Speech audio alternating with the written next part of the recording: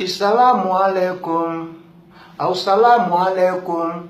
Udem den ko bifolan karamogo kalafis. Assalamu alaikum. Karamogo kalafis togobefo. Yes, I big respect à toute l'Afrique, big respect à toute la MIFA. Franchement, je suis contacté. Mais je suis contacté.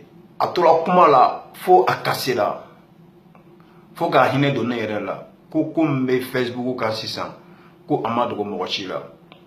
Ko vidéo que l'on a besoin de bandina. Kuma chama ko andameteni. Franchement, Amando, en baigne bala. Tu sais, comment on a un gouvernement attaqué. Ne dengo me boga kuma chama fo. Mais si ça n'est qu'un ne dit.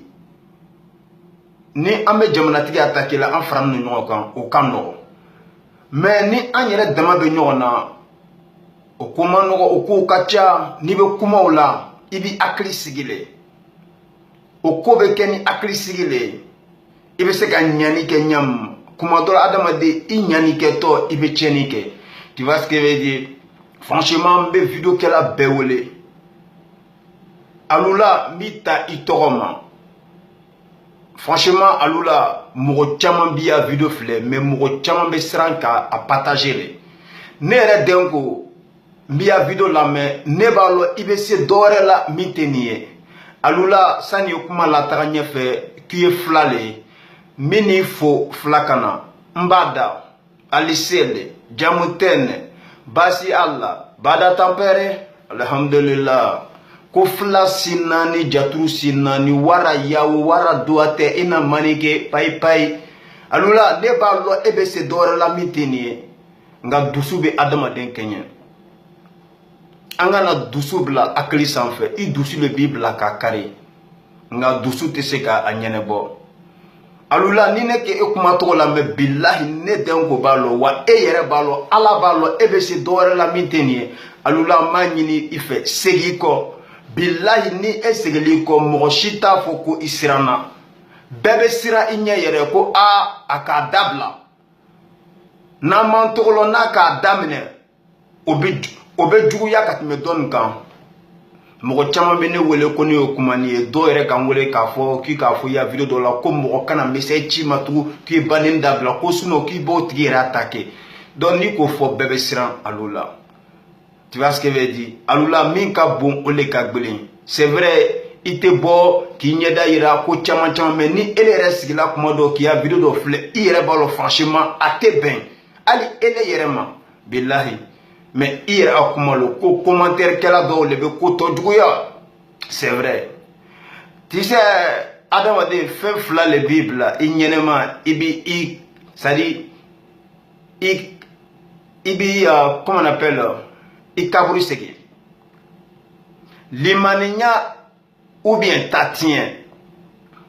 Tu vois ce que veut dire? Allez limana di ambema minu be commentaire ke ma fo bene bi video kela chama fle chama be blanyo na billahi kuma dola commentaire kela be eta commenter ka finyina ikanu foni ma anyana ta don tafle o kele ne ba fo ifene kanu foni ma anyana.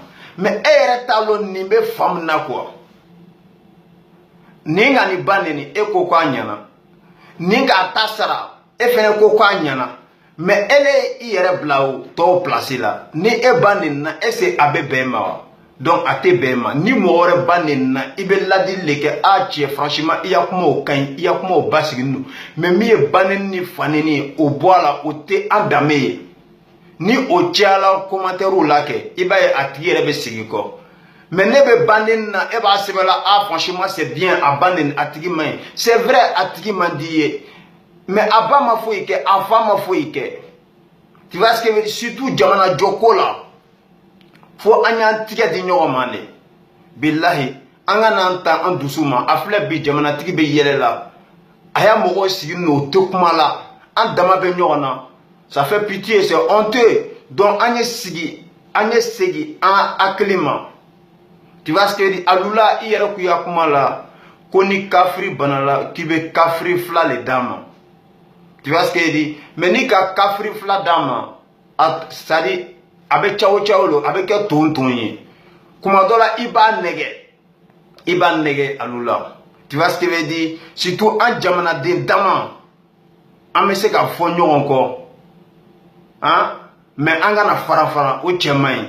Ni ne ma min lɔn e y'o lɔn. Minnu fɛnɛ bɛ kumaw kɛ o t'o ta kɛ baneni jɛ ye parce que nenini sugu ka ca. I bɛ se ka dɔ ba neni k'a sɔrɔ i m'a neni, c'est à dire comme an bɛɛ b'a lɔn cogoya min na. An y'o o bɛɛ bɔ a la.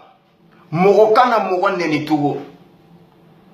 An ye ɲɔgɔn contacter ka kuma ni ɲɔgɔn ye. Sigi ka fɔ ye damu ye. An n'u le ye jamana kelendenw ye. An n'u le ye dugu kelendenw ye. An n'u le ye lu kelendenw ye. Ani muso kelendenw. Ɲi ni nɛn bɛ fɔ ɲɔgɔn kɔ. Nka o bɛ bɛn la. Ni an n'u fɔna ɲɔgɔn kɔ, fo mɔgɔ wɛrɛ ye bɔ fan wɛrɛ la. Ka na an fara ka bɔ ɲɔgɔn na. An ye sigi ka miiri, an ye sigi an hakili ma. An bɛɛ bɛ se ka juguman kɛ. Mais an bɛɛ b'a lɔn ko juguman man ɲi. Donc an bɛɛ ye ɲuman kɛ.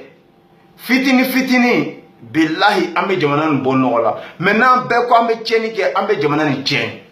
O tɛ hɛrɛ ye. Donc k'a fɔ bɛɛ ɲɛnɛ, bɛɛ ye segin a kɔ. Alula n b'a f'i ɲɛnɛ ka gbɛlɛya. Mɔgɔ caman siran n'o yɛrɛ k'i contacter k'i k'a fɔ ko ni mɔgɔ k'i contacter tugun k'i b'o tigi ba neni. Bɛɛ siran n'o. Mais ne b'a lɔn e alula i tɛ mɔgɔ jugu ye. Kuma dɔ ni k'i kuma togo filɛ, han, i bɛ kuma dɔw poser ɲɔgɔn kan. Ne yɛrɛ b'a lɔn ni i kun tɛ i kan da la i tɛ se ka nin kɛ. Wa ne b'a lɔn e bɛ se ka dɔ wɛrɛ kɛ min tɛ nin ye. Wa m'a ɲini fɛ i ye dɔ wɛrɛ kɛ alula. Bilahi dɔ wɛrɛ kɛ wa i bɛ se dɔ wɛrɛ la. Tu vois ce que je veux dire? I sigi ka miiri. Hakili o bila sanfɛ. I ye dusu bila duguma. I dusu de b'i bila a kari nka a tɛ se k'a tugu. Hakili de b'a tugu. Sani i dusu y'i bila k'a kari, hakili de b'an k'a tugu i dusu la. Tu vois ce que je veux dire? Ne k'o de f'i ɲɛna sisan ni ele ka nin dabila bilahi ka adamadenw conseiller k'a fɔ a kana nin kɛ bɛɛ bɛ siran i ɲɛ. O b'a fɔ ni cɛ kun bɛ ɲa min ma ni ka ye a sigila a kɔ ni an m'u yɛrɛ ma segin an kɔ n'a k'a daminɛ an bɛ taa an kun fɛ. Donc vidéo kɛla bɛɛ danni sadi bɛɛ tu n bɛ kuma ni bɛɛ ye. Ni an bɛ kuma an ye kumaw contrôler. An kana don ɲɔgɔn somɔgɔw la. An dama bɛ se ka kɛlɛ mais gundo an kana so o ye kasi. Bibi na danaya tɛ yen. I teri i tɛ se k'a wele i bɛ siran ɲɛ. A bɛ ni i kumakan enregistré. Adamadenya kɛla subagaya ye. Union fait la force, ne soyez pas ignorants. On est ensemble et on est mélangés. Big respect à toute l'Afrique. Merci.